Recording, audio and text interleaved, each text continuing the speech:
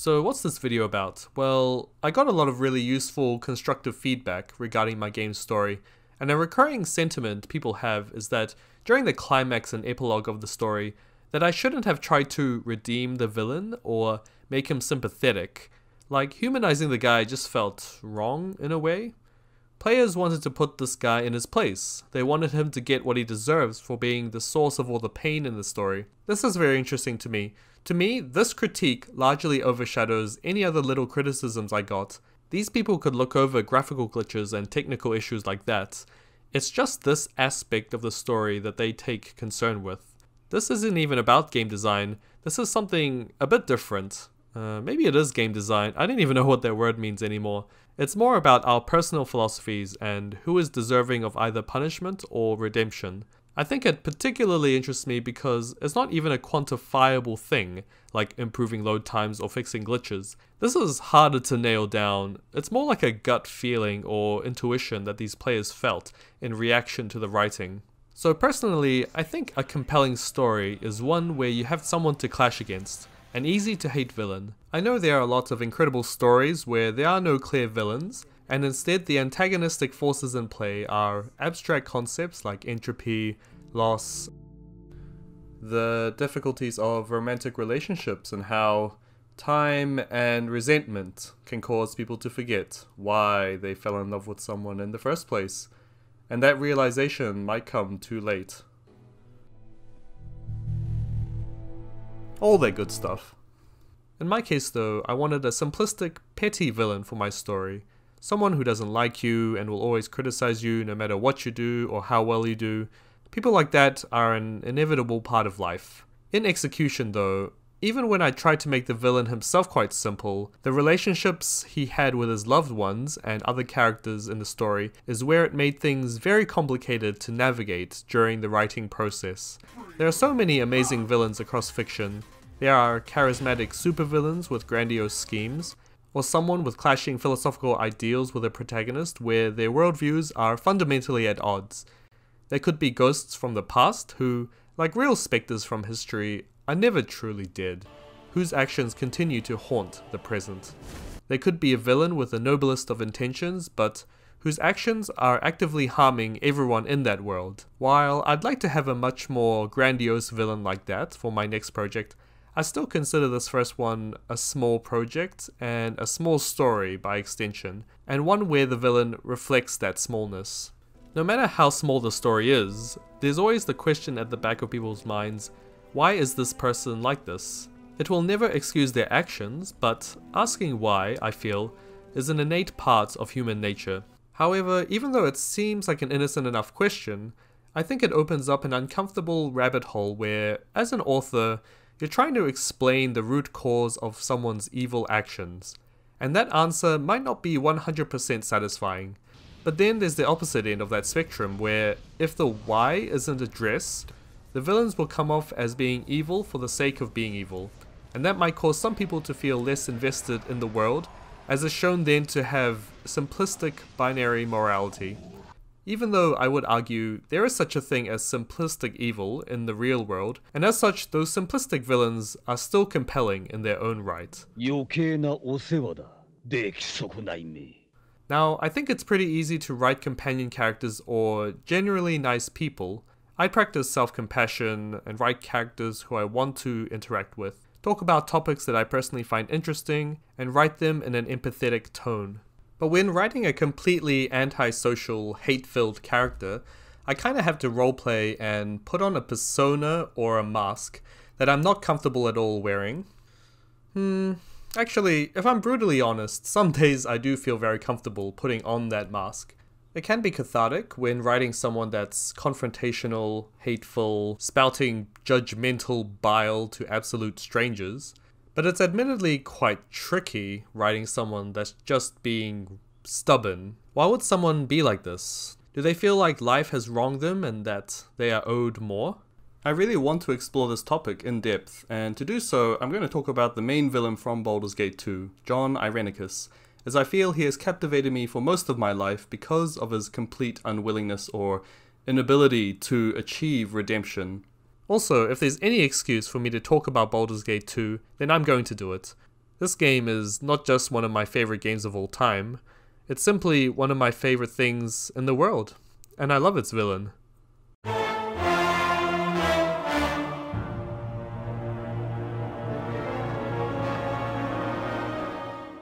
Baldur's Gate 2 is both an epic fantasy tale filled with intrigue, murder, prophecy, and the ascension to godhood, but it's also an extremely strange experience, especially if you didn't play the first game like I did all those years ago when I first installed Baldur's Gate 2.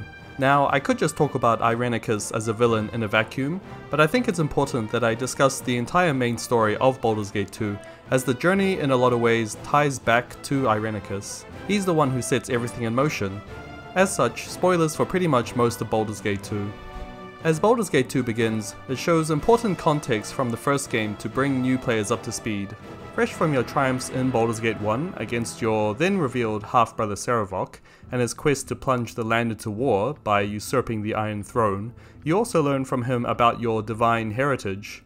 Both you and Sarevok are one of the many offspring of Baal, Lord of Murder, and there will be those much more powerful than Sarevok who will seek your power and to use it for their own purposes. As you depart the city of Baldur's Gate, which you never visit in Baldur's Gate 2 despite it being in the title funnily enough, you and your party are captured by unknown hooded assailants, and are taken to an underground dungeon where you're imprisoned and tortured for an untold length of time. You know nothing of your kidnapper, what they want, what they've done to your friends. All you know is his haunting face and his deep, commanding voice. It is time for more experiments. His name is John Irenicus, and he has a lot prepared for you. One day, after experiencing an untold amount of suffering at the hands of Irenicus and his servants, his underground chateau is besieged by his enemies. Do you even realize your potential? More intruders have entered the complex, Master. They act sooner than we had anticipated. No matter, they will only prove a slight delay. In the chaos, your childhood friend Imoen escaped her cell and frees you from yours. Wake up, you. Wake up! Come on, we have to get out of here. Once an upbeat, mischievous thief, she is now heavily traumatized from whatever Irenicus has done to her. She does not wish to spend another second in this god-forsaken hellhole. The image of blood, hooks, and knives have scarred her deeply. All of your companions, including Imoen, had very basic personalities and player interactions in the first game, but come to the sequel and most are given surprising depth. She's one of my favorite characters, honestly, and I couldn't help having my own version of a mischievous childhood friend character in my game, although she isn't experiencing heavy trauma like our friend Imoen here. You and Imoen free your other companions, the half-elf druid Jahira, Quickly! We must get out of here before whoever did this returns. and the warrior of Rashomon, Minsk. Minsk will be free! These bonds will not hold my wrath! And attempt to escape through the ensuing chaos.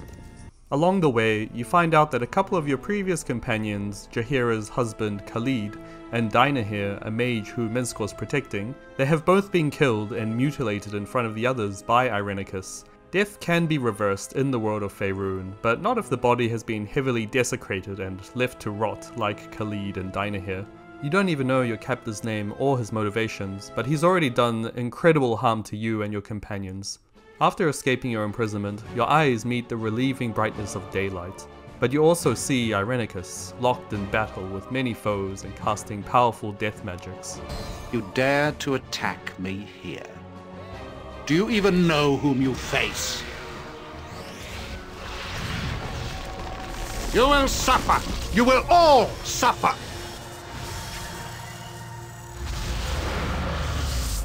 So, godchild, you have escaped. You are more resourceful than I had thought. You're not going to torture us any longer. Torture? Silly girl, you just don't understand what I'm doing, do you? I don't care what you're doing. Let us go. I won't let you leave, not when I'm so close to unlocking your power. We don't want anything from you. Imoen foolishly casts a magic missile at Irenicus. Such a lowly spell only causes him to snap with impatience. Enough!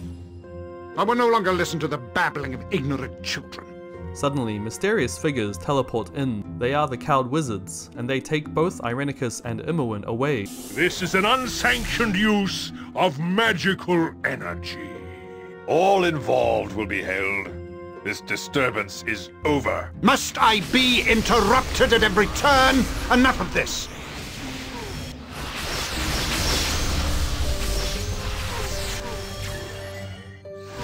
This mage's power is immense. We must overcome him quickly. Enough!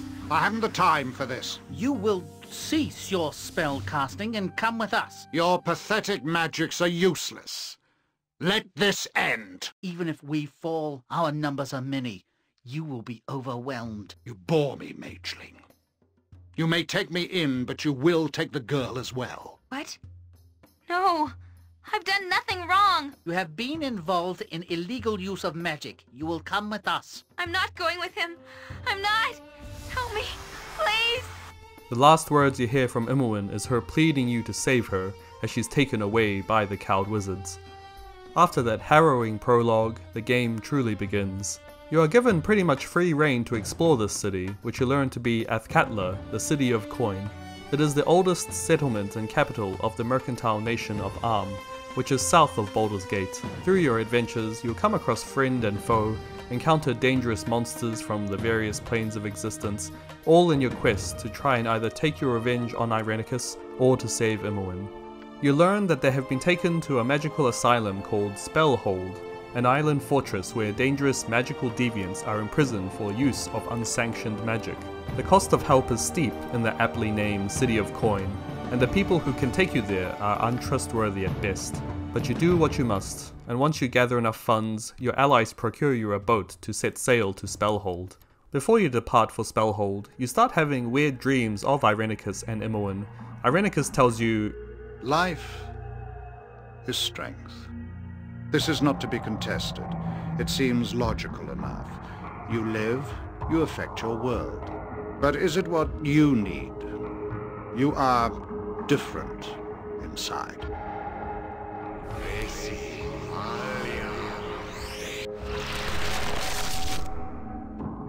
This woman lives and has strength of a sort.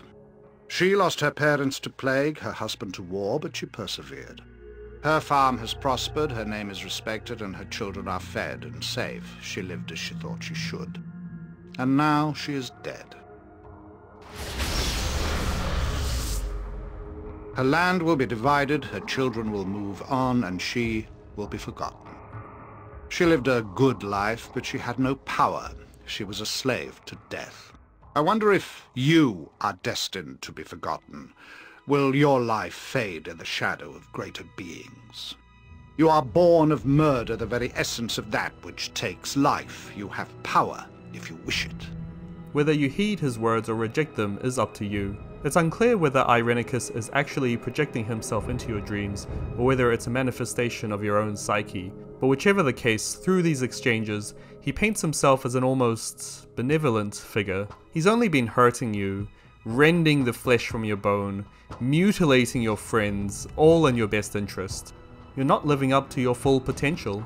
If only you would stop resisting and embrace the gifts he's graciously offering to you. See past the pain and take what is rightfully yours. Do you cling to the past, or can you see through the pain? You feel the potential within, don't you? Will you cringe from what you know you want, what you can take as your own? You know what you want. It is you, after all, which has brought us to the dream. Nothing is real. Yet. As you finally make your way to Spellhold through navigating treacherous oceans and the murderous pirates in the town of Brynlaw, you finally enter Spellhold and are greeted by the asylum's warden, who graciously leads you to Imoen while giving you a tour through the asylum's more interesting denizens. All around, behind, above, all around. Ah! But as you find Imoen deep within Spellhold, she is catatonic and unresponsive to your presence. So empty. Irenicus has killed the cowed wizards in charge and has taken over the asylum. He was always in control. I cannot be caged. I cannot be controlled. Understand this as you die, ever pathetic, ever fools. Irenicus also reveals that Imoen is also a half-child of Baal, like you. and that he's drained her of her soul so he can give it to his sister, an all-powerful vampire named Bodhi. With no chance to resist, he imprisons you and your friends once again, and rips out your soul to claim as his own. To his surprise, you survive the ordeal, after waking from a bizarre dream where you encounter your own divine essence, born of murder. Irenicus has a notable change of tune. He no longer has any interest in you after ripping out both of your souls. All that talk of unlocking your potential and seizing upon your rightful power have all been meaningless fluff. He doesn't make the usual villain mistake of telling you of his plans before he leaves, but he makes the second biggest villain mistake of letting someone else kill you and leaves before making sure the job is finished. He throws you into the dungeons deep beneath Spellhold and lets Bodhi toy with you before finishing the job. At this point, you are finally reunited with Imoen. It's a touching scene, and I wish she had more to say after this point. You and your party proceed to brave through the dungeons, solving ancient riddles, facing minotaurs and beings from interdimensional portals. Bodhi confronts you near the exit, but before she attacks, an intense, murderous instinct overwhelms you. Unable to control it, your character transforms into the Slayer, an avatar of murder. You lose control over your player character as they attack everything in sight, friend and foe. Bodhi is terrified and leaves, and if you aren't careful, your player character can kill everyone else in the party in just a couple of hits. After a certain amount of time, your character reverts back to their normal form, and all of your party members have something to say about your horrific transformation. With Irenicus ripping out your soul, there's no way to control the chaotic essence of your father Baal within you. All you are left with is murderous instinct, and if you aren't careful, you'll hurt those you care for the most and lose yourself in the abyss. Your mission now is to keep following Irenicus and to take back what he stole from you. You follow him into the Underdark as he's left to court the favor of the chaotic evil Dark Elves, the Drow. The Underdark is a vast series of underground caverns and tunnels underneath the surface of Faerun or Aber Toril. It's home to many dangerous flora and fauna, and is expanded in many Dungeons & Dragons books like the Drizzt Do'Urden saga or in various campaign guides. Irenicus's motives are still unclear, but he seems to want something from the elven city of Soldanesala, and requires the help of the ruling Dark Elves from the nearby city of Usnatha. You are trapped in the Underdark, and the Drow block your way to the surface world. But as dangerous as the Underdark and the Drow are, you come across a powerful ally. A mythical silver dragon tasks you to help find her eggs that have been taken by the Drow. She casts a powerful magic to disguise you and your party as one of the Drow. You navigate through the treacherous streets of Usnatha, work your way up through the political hierarchy of the Drow, play powerful individuals against each other to get what you want, rescue the eggs, and escape to the surface world. Or you can just choose to kill the dragon.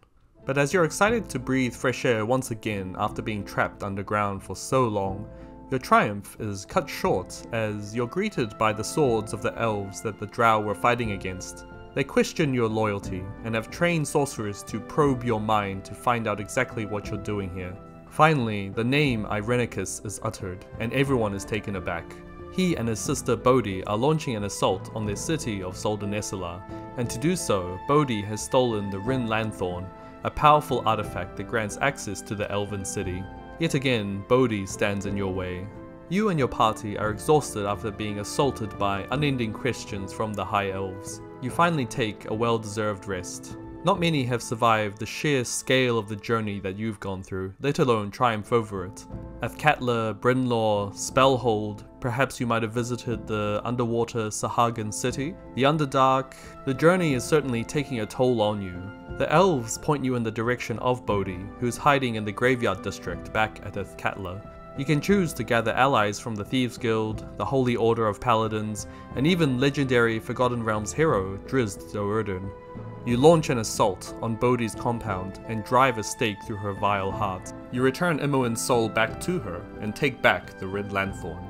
When you return the magical artifact back to the elves, they inadvertently reveal that they knew of Bodhi and Irenicus before, and that they've been keeping this from you. They were also previously elves from Soldanesala. John Irenicus was formerly known as Jonalith. He was a prominent mage in Soldanesala who had the favor of Queen Ellesime, and they were once in a relationship. But Jonalith and Bodhi committed a terrible crime against their own people. They tried to drain the life force from the Tree of Life, and raised themselves to status of godhood amongst the Seldarine, but ultimately failed. To clarify, the Seldarine, which is Elvish for Fellowship of Brothers and Sisters of the Wood, was the elven pantheon of gods that resided on the astral dominion of Arvindor under the leadership of Carillin Larethian. The life tree is where the collective life force of all the elves of Seldarnesala resides. Normally, such a terrible crime would be met by death, but Ellesime and the Seldarine didn't choose this. Instead, they extended Irenicus and Bodhi mercy. The Seldarine stripped them of their power and their elven immortality, and Ellesime exiled them in the hopes that one day they'll return after learning remorse for their actions. She gave them the opportunity to seek redemption and to find that change within themselves. This plan backfired. Following his exile, Irenicus became a cold and embittered man. He became obsessed with nothing but revenge and resentment. And after losing his power, he was incapable of feeling empathy or any emotion whatsoever, in his own words. When Jonalith and Ellesime reunite again, this is their conversation. I will take great pleasure in eradicating such a nuisance as you, and then I shall re-establish my link, join with the tree once again. I shall find a way. I shall have the power. No, Jonalith, you shall not. Who? Ellesime? Yes, it is I, your queen. Twice now you have attempted this sacrilege, and nearly destroyed us all. You will not do this again, Jonalith. Do not call me that. I lost all right to that name when the Seldarine stripped me of everything that was elven, as you well know. And what shall I call you instead? Irenicus? Shattered One? Yes, it was a terrible punishment, but you violated everything we hold dear. You nearly destroyed us all. And for what? Power? Is that all you exist for now, John? It is all I have now, Ellesime. There is nothing else beyond my revenge. Revenge for what you did to me, that the Seldarine did to me. And your revenge has poisoned your heart. The tree touched you once long ago. Do you remember nothing of it? Is there nothing in your heart that remembers love? Is there nothing within you that remembers our love? What we once shared before this obsession doomed you? I do not remember your love, Ellesime. I've tried to recreate it, to spark it anew in my memory, but it is gone. A hollow, dead thing. For years I clung to the memory of it, then the memory of the memory, and then nothing. The Seldarine took that from me too. I look upon you and feel nothing. I remember nothing but you turning your back on me along with all the others. Once my thirst for power was everything, and now I hunger only for revenge. And I will have it!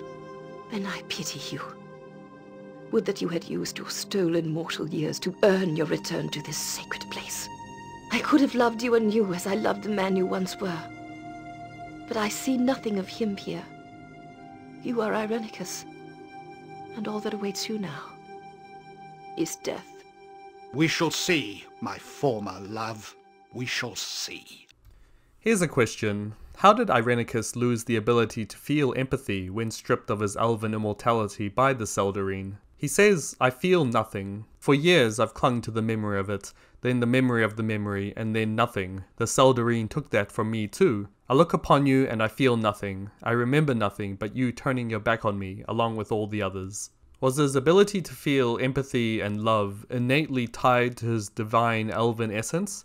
And so when the Seldarine severed this tie, it severed that part of his brain or personality, like a lobotomy? Or is it meant less literally, like when he was cut from his immortality and power, he felt so betrayed and it shook his ego so profoundly that it stopped him from ever feeling any form of empathy and love that he once felt for Ellesime and his people? I believe it's more the latter, but if it's the former, then one can argue that he had no control over his actions, like the curious case of Phineas Gage, a railway worker in the 1800s who survived an accident in which a large iron rod was driven completely through his head, destroying much of his brain's left frontal lobe, which reportedly had immense changes on his personality and behavior. However, even in the case of Phineas, a report of Gage's physical and mental condition shortly before his death implies that his most serious mental changes were temporary, so that in later life he was far more functional and socially far better adapted than in his years immediately following the accident. Through this incident, he built up a reputation that his mental faculties changed so considerably following the accident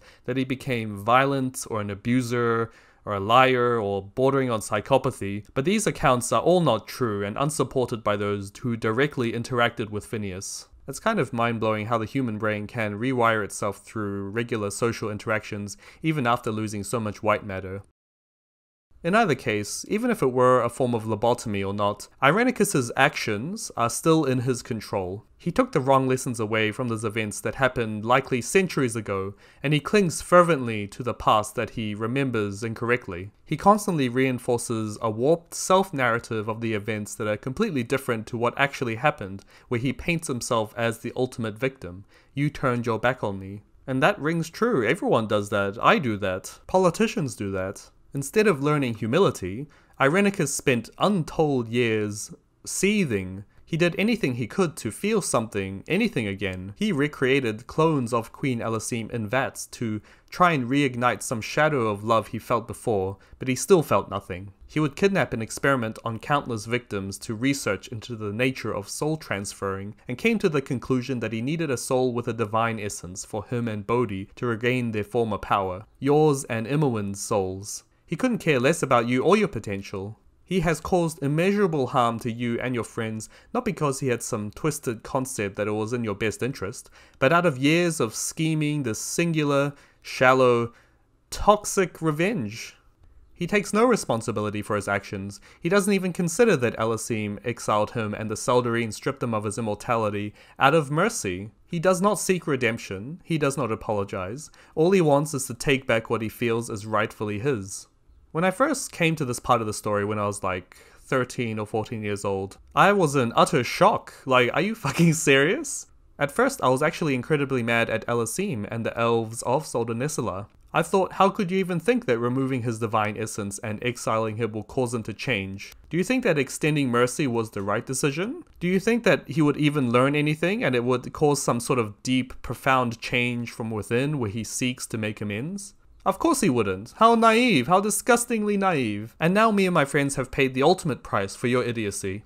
I wasn't going to have any of it. I was like fuming. I was both like unreasonably mad at the situation, but also like filled with uncontrollable preteen angst, and that came through the dialogue trees. Beforehand, I would pick all the quote-unquote good options. I'd be polite, forthcoming, empathetic, helpful, you know, all that. But after that point in the story, I would become extremely rude and confrontational, hate-filled, stubborn, vindictive, unsympathetic. I wouldn't give anyone a chance to explain themselves, and I begrudgingly helped others. That was how I genuinely felt when I first played Baldur's Gate 2. That Ellesime cutting off Irenicus wouldn't cause him to change. To me, it felt like by her cutting him off, she is absolving herself from any responsibility. When I was young, I thought that she should have stayed with him and helped him to change, to help him really see the error of his ways, and from there he would seek redemption rather than trusting that he would come to that conclusion by himself. My thought process was that it's so often really hard to see your own mistakes and your own flaws, and it really takes the help of your loved ones to point out these flaws, and then you can work to become a better version of yourself.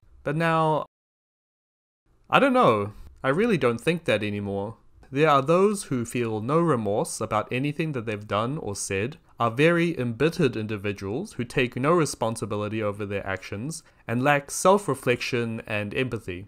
No amount of you extending them empathy or talking things out will change these people, because they won't even consider your point of view. And as nice as you try to be, they will still view your words as an attack. Empathy is not what they need. It's not something they respond to.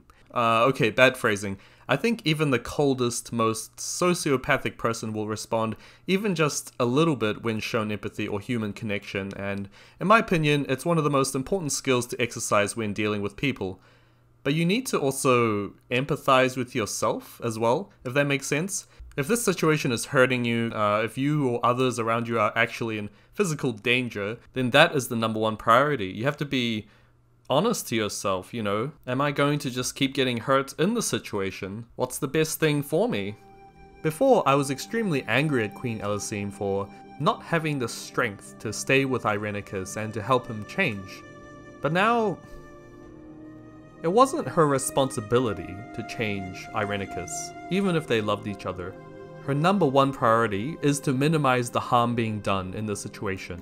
While she might have been able to foresee that extending mercy to Irenicus would only cause more harm further down the line, she still held in her heart that he could instead potentially change his ways, because she loved him dearly and she wanted him to come back.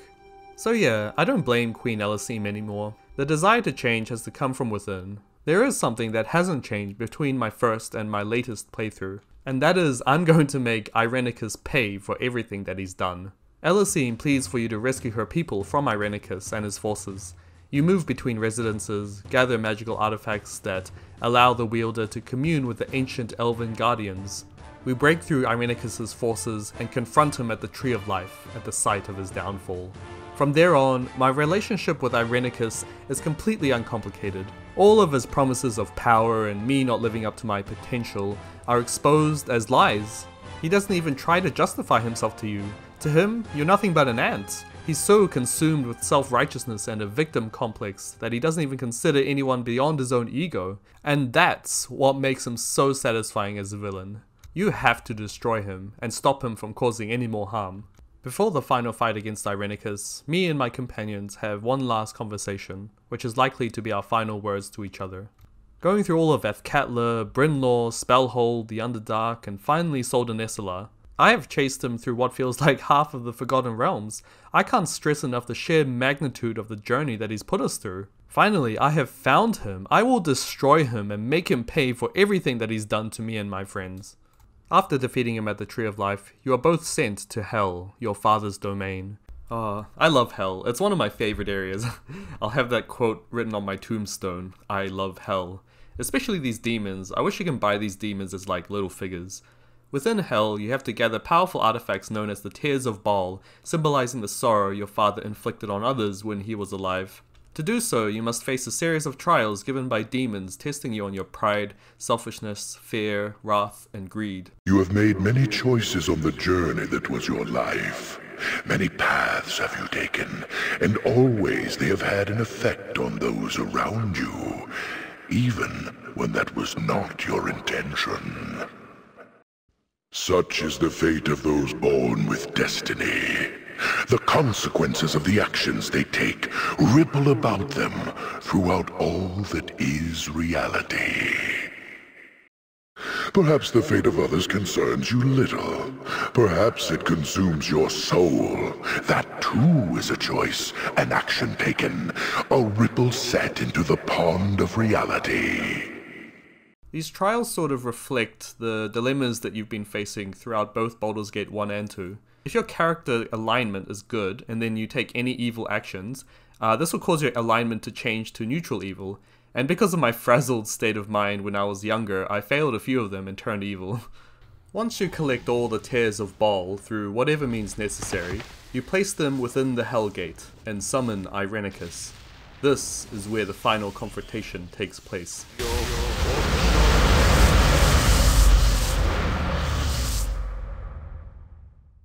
So we are to battle one last time. No more hiding for either of us. The darkness has already taken you, foolish one, yet you refuse to close your eyes. Let us help you onwards to your final rest. No more platitudes, Irenicus. You have taken much from all of us. Now you die your final death. I grow tired of shouting battle cries when fighting this mage. Boo will finish his eyeballs once and for all, so he does not rise again.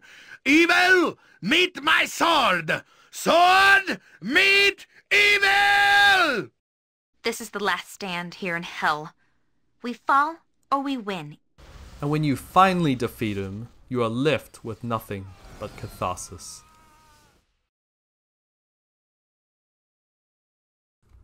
In my opinion, when you try to redeem the villain of the story or ask the player to show them forgiveness, it shifts the focus from the victim to the abuser. It's a very understandable mistake to make from a writer's point of view. When someone commits something awful to you or someone else, It's common to ask, why is this person doing this? There's a fascination with dissecting the psyche of a fucked up individual because, I don't know actually, maybe because their motives are unknown and strange, and we as humans are drawn to explaining the unknown. Maybe it's a way to make some kind of sense of the tragedy. But when the villain asks for forgiveness, it puts the onus on the player to find it within themselves to forgive someone who's been constantly hurting them through the entire game, and which isn't even assured that they will change their ways. With Irenicus, let me paint you a different scenario. Let's say, in this hypothetical, that during the climax, Irenicus turns around and has a complete change of tune. He says he's sorry for everything, he finally sees the error of his ways, he's still a stubborn piece of shit, but through the support of those around him, he possibly finds the way to take the first steps in becoming a better person. As a player, how does that change your relationship to the work and the character of Irenicus? While this is very sincere, if it were Irenicus, it'll feel extremely out of left field, and it'll feel inconsistent with his characterization. I think it takes away too much his impact on the overall narrative. It also completely negates the rising action of the story and shifts the energy of the narrative in a different direction, one that I don't think is entirely for the better. I think that illustrates at least a shade of the problem my players were experiencing when getting to the climax of my game. I genuinely didn't have Irenicus or any other villains in my mind when designing my villain. Like, my villain is very simple. They're all very different characters and they serve very different roles in the story. But maybe when you're creating something, it's hard not to be subconsciously influenced by previous things that you found compelling or memorable. But I think me trying to redeem the villain came from a sincere place. When I meet people like this in real life, a part of me still wants to imagine them complexly. Is there a way to see past that pain and connect with that human being behind it? But as a result, I didn't actually think of the ramifications this had on the flow of the narrative. That's the best I can explain regarding why I made the narrative choices that I did at the end by trying to give some sort of redemption. But when I think about it more, I don't think the issue really is that I try to redeem the villain. Rather, by ending the climax on a sympathetic note, it robbed the player from having their big moment, like the one against Irenicus. It also robbed the player's ability to simply say, I couldn't give a flying shit about what this guy's saying, what a pathetic excuse. I'm gonna stand up for myself and smite this fucking scumbag. That's what I think is the most successful thing about Irenicus as a villain. The player isn't held back and isn't made to second guess their decisions. Learning about his backstory doesn't make him sympathetic, but it reduces him to a one-note, stereotypical, power-hungry villain. On paper, that sounds like a bad thing, but when you're playing through Baldur's Gate 2 and you're right there, you're in that moment, right before your final confrontation with Irenicus, learning about him, thinking back to all the times that he's hurt you and continues to cause more harm, and how utterly pointless it all is. It's so perfect how uncomplicatedly evil he is. Now, forgiveness and mercy is still a very powerful tool, both in real life and in fiction. I still think there is a place for it in a story, but I don't think it's appropriate in this particular junction of the narrative because of how disruptive it is. That specific feeling of players wanting to take back their story, I completely get where they're coming from. So, before I move on to the next project, this narrative climax is what I really want to focus and hone in on. I really want to nail this moment down and give the player's frustration towards this character a proper release, but still keeping everyone in character. Now, there are great villains who fuck with the player and commit horrible atrocities who you find out have shades of sympathetic backstories. There's Skull Kid from Majora's Mask, who you find out is just a sad, lonely, very hurt kid, where his friends have all left him and he's just filled with so much grief and he just wants to go back to that moment where he didn't feel so alone. And then there's the Master from Fallout 1 who's trying to mutate everyone in the wasteland to become super mutants because he feels that the super mutants are the only way that humanity can survive in this post-nuclear wasteland. And if you have a high speech skill and you convince him that his plans are going to fail through a fundamental flaw, he is crushed. He is absolutely guilt-ridden for everything that he's done. I don't think that I can continue to have done the things I have done in the name of progress and healing. It was madness. I can see that now.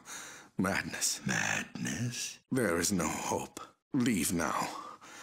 Leave while you still have Hope. and he kills himself because he feels that he can't even redeem himself from all the death and suffering that he's caused. So I think having sympathetic backstories, it has to be a light touch, and most importantly, it can never be an excuse for their actions. So I'm going to retain the original ending of me trying to quote unquote redeem the villain, but have it sort of hidden away and a lot harder to achieve. Pacifism and forgiveness, like in real life, should always be the harder choice, but still possible. On a less narrative side, and from a more technical gameplay point of view, at first I tried seeing if those Suikoden Duels Battle plugins would work as a new climax for the story. I showed it back in the second episode of these devlog videos. However, when I implemented a very basic version, I don't think this battle system fits at all with my game. It'll take me a long time just to hone it and get it to a playable state, and even if I do that, it honestly feels so out of left field. If there's going to be combat, it should be more interwoven into the overall experience and have a solid foundation to build on. So someone suggested instead that I create an even more developed climactic version of the riddle at the cliff sequence I had near the start of the story, and have it fracture into various timelines in a very dramatic way. A lot of people found that riddle very compelling because of how difficult it was, how high the stakes were, and how meaningfully it branched the story, where the consequences are tracked all the way to the epilogue. I'm like, yeah, that makes a lot more sense. It doesn't require players to learn a whole new system. It just builds off and tests them on something that's already been established. Do villains deserve redemption? Everyone deserves a chance at redemption, but that desire has to come from within, not given by other people. The people they've wronged can show them forgiveness, but forgiveness is more a way for the victims to move forward with their lives and to make peace. Forgiveness can plant the seeds of redemption, but it's still up to that individual to own their mistakes and to seek to change themselves. That is what Irenicus failed to do after being shown mercy, and instead fell deeper into an abyss of narcissism. Does Irenicus deserve redemption? No, he doesn't. And that's what makes him really fun to go up against from a gameplay and narrative standpoint. Irenicus was given the chance to seek redemption from the people that he hurt, and he squanders it. And it's great that he's an uncomplicated villain who doesn't apologize. Not every character needs sympathetic dimensions. As the rising action of the story constantly ramps up and culminates in the final boss fight, it's immensely satisfying taking him down as a player, and there are no cuts in the heightening drama. If I had to sum up one lesson that I've learned when reflecting on this topic, and what I want to achieve for my next villain, it would be to let villains be villains. Let them embrace who they're really meant to be. Let them be memorable as pure, unadulterated agents of chaos. And while it's okay to sometimes pull the story's attention away from the player, it should always come back to them. Sweet, that was fun, that was really fun. I'll make a couple more videos and then I'll jump back into RPG Maker. I've barely touched RPG Maker to be honest because it's been too fun. Hope you enjoyed it as much as I did. Have a good December and see you in the next one. Bye.